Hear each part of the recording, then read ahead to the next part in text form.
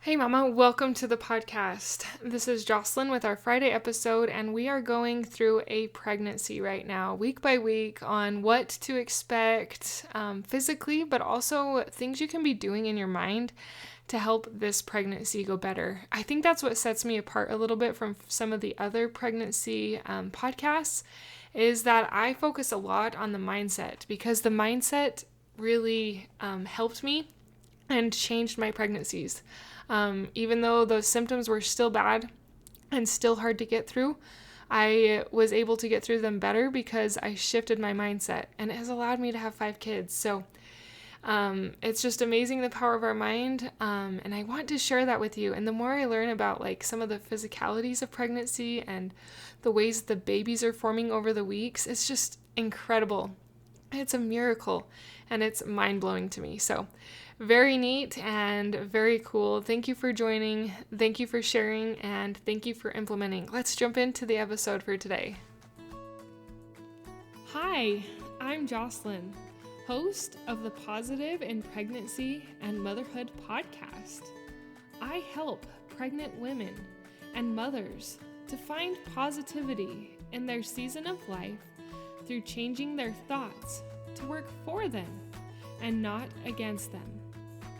I help mothers find the small, doable steps in thought and action without making drastic changes to their everyday mom life, and I can help you.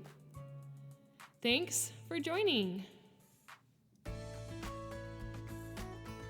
Week 6. Congratulations, Mama. You have made it a month and a half into your pregnancy, and at this point, some of the unfavorable symptoms are probably ramping up. For me, this was the time when I started to get that morning sickness. I don't know why they call it morning sickness, though. Actually, I have done some research on why they call it morning sickness. Sometimes when you wake up in the morning, you don't have anything in your belly, and it can just make you really sick. Anyways, but for me, my sickness always got worse as the day wore on, and for other women, it's all day. But for me, I usually had some time in the morning before it would progressively get worse in the day. Now, I know friends and family who have had the opposite. They are very sick in the morning and get better as the day goes on. So you could have either one or be kind of sick all day. But this is, for me, by far the most unpleasant phase of pregnancy. I really hate throwing up, and I really hate this sick to the stomach feel, and it is hard. It is very hard. If you are like me, sorry I'm saying so much. This phase of pregnancy is very difficult. It's very difficult to eat. It's very difficult to not eat. It's very difficult to smell, but you cannot not smell. There's just so many things about it that are hard. It kind of takes you off of your feet and makes you sit by the toilet in case you need to throw up. And you don't feel like yourself. You don't feel like doing anything you once did before because you are just so sick. So miserable and so sick. And I have been there. I will give you some mindset tips to dealing with all of this at the end of this episode, but I wanted to talk about some of the physical changes because I have been doing more research as I present these podcasts to you, and some of the stuff that I've learned is just so amazing. So at this point, your baby is the size of like a pomegranate seed or a lentil. He or she is very, very little. They have little buds where their arms are going to form. Your placenta is also going into more rapid formation. The umbilical cord is forming, which is where your baby will have their belly button. At this point, you are a little early for an ultrasound. Most providers do an ultrasound anywhere from 9 to 12 weeks usually. You can still get an ultrasound at this point. It just depends on your provider. Something that really surprised me about the ultrasound was that there's different kinds of ultrasounds, and I didn't know this. So you always imagine, maybe from movies is where we get this, but when they just rub something on your belly. I went to my first appointment with my first pregnancy thinking they were going to rub something on my belly. No, that is not what they wanted to do. They wanted me to stick a wand in my area. If you have little ears listening, this episode may be a little bit much for them, so here's your chance to turn it off. But they wanted me to stick an ultrasound wand in the vagina. And I was flabbergasted. I was not expecting that. I am a pretty private person when it comes to any of those areas.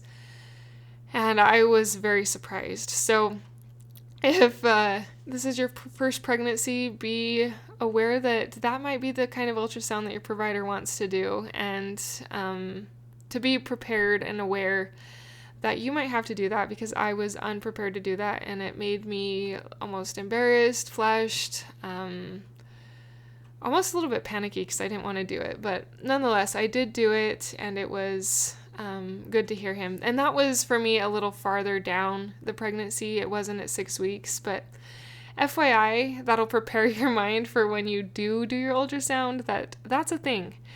Anyway, so their heart rate, or their hearts, are beginning to form. And usually it's around 10 weeks where they can really hear the heart rate. Here's another wife's tale that I probably should say at 10 weeks, but I'm going to say it now and probably again at 10 weeks. The baby's heart rate is usually around 90 to 110 beats per minute. And one of the old wives' tales was that if the heart rate is faster, it's likely a girl, or if the heart rate is slower, it's a boy. And there's a lot of people, like, it's not accurate, but it's kind of fun to think about and wonder if you might be getting a boy or a girl based on the heart rate. It actually did ring true for my first couple babies, and I don't even remember if I paid attention on my third, fourth, and fifth babies. But my first two, it was actually accurate. But I read reviews and talked to people who it wasn't accurate for. So don't bank on that telling the gender of your baby. Those are just a couple of interesting things to keep in mind or to realize when it comes to the gender of your baby. So this phase is very hard because you will feel like you just can't do anything, and you're going to feel, or you might feel, like a failure because you can't get to the things that you once used to be able to do with ease. It might even be something as simple as brushing your teeth. I could not do mint toothpaste. I actually had to go to the kid toothpaste for some of my pregnancies because I could not stomach toothpaste. And I even would do just no toothpaste because it was so gross to me, repulsive almost. And that's actually leads me to another physical thing that could be going on for you at this time. I remember one of my sister-in-laws got this, was they'd have a metallic taste in their mouth. I don't remember ever getting that, but that's another sign that some women get of their pregnancy being around 6 weeks, is that metallic taste. So the biggest thing for me at this point was the nausea, and it would hit pretty hard, and I would feel pretty awful, pretty car sick, pretty I couldn't get up and go anywhere because I might have to puke, and it wore on me. And I want to prepare you so that you can handle it better than me, that this nausea, if you don't take any medication or do intervention, can be pretty bad. It can be really hard to get through, and not just physically, but it can wear on you mentally because you just feel like you're not doing anything. I mean, you really don't have other signs of pregnancy. You can't feel the baby moving. Excuse me. Your belly isn't big. You just feel miserable. You probably are at a phase 2 where you just don't want to tell people yet because of miscarriage, or you could be at that phase where you don't want to tell people, so it's you want to not be throwing up all the time and you want to try and act normal, but then you just can't, and it is hard. Most of my family found out I was pregnant well before I wanted to tell them because of how sick I was, and when I get sick, and that can sometimes be the case for you as well. It is hard. And so for these next few weeks, I am going to do my best to help you, to coach you, to guide you through this such difficult season. I know there's also a lot of controversy over medication. I have done multiple pregnancies where I didn't medicate at all, and I've done a pregnancy where I did a prescription medication, and I've done a pregnancy where I just did over-the-counter medications. And sometimes you just got to do what you got to do with to cope, but I always encourage you to do your research. There's quite a bit of research on different types of medications, and find what you feel. And if it's just kind of trying to naturally do it, I'm all for that too, but know that it's hard and it will be difficult. Either way, it's hard because even with the medications, you still have some side effects or different side effects that it creates that can be very difficult. So I have some episodes that I have done on those things that I have done in the past that I will link below so that you can listen. And it was more during the time when I was pregnant. So I will have those tips in the future episodes, but if you want something like right now, I will link a couple of those in the show notes for you to go back and listen to remedies that you can do while pregnant that I have done and some of my experience with them. I really want to get into the mindset stuff though, so that you are equipped and prepared as this pregnancy progresses to be able to handle some of the stuff that's going to come your way, especially when it comes to mentally. That is a big reason I even started this podcast, and that I have a course called the Morning Sickness Mini Course, is because that season was so hard for me, and I couldn't find at the time a lot of resources or help for me mentally to get through. So God led me to create something that can help you get through mentally through this season. And I'm just not, it's not all in the course. There's a lot of great stuff in the course, but a lot of it I talk about here on the podcast. But if you want more specific help, the course will be the great thing to listen to, and I will share more about that as we go. But I want you to be prepared that you are not going to feel like yourself, that things are going to be really hard, that easy things that used to be so easy, as I've mentioned before, brushing your teeth, getting dressed, going places, might become extremely difficult, and that can be discouraging because it will feel like you just aren't the person you used to be. You aren't able to do the things you used to do. You aren't able to maybe even read a book or write in your journal, or even simple things, meal prep, that you used to do can become very difficult. So to combat some of those difficult things that happen physically and wear on our mind mentally, we turn to gratitude. There are multiple areas and things I encourage in my course, but the thing that I want you to think about this week, I could give you all of them, but that would overwhelm you and you wouldn't know what to do. So for this week, I just want to focus on gratitude. It is the biggest one and the easiest one that can shift your mindset really quickly.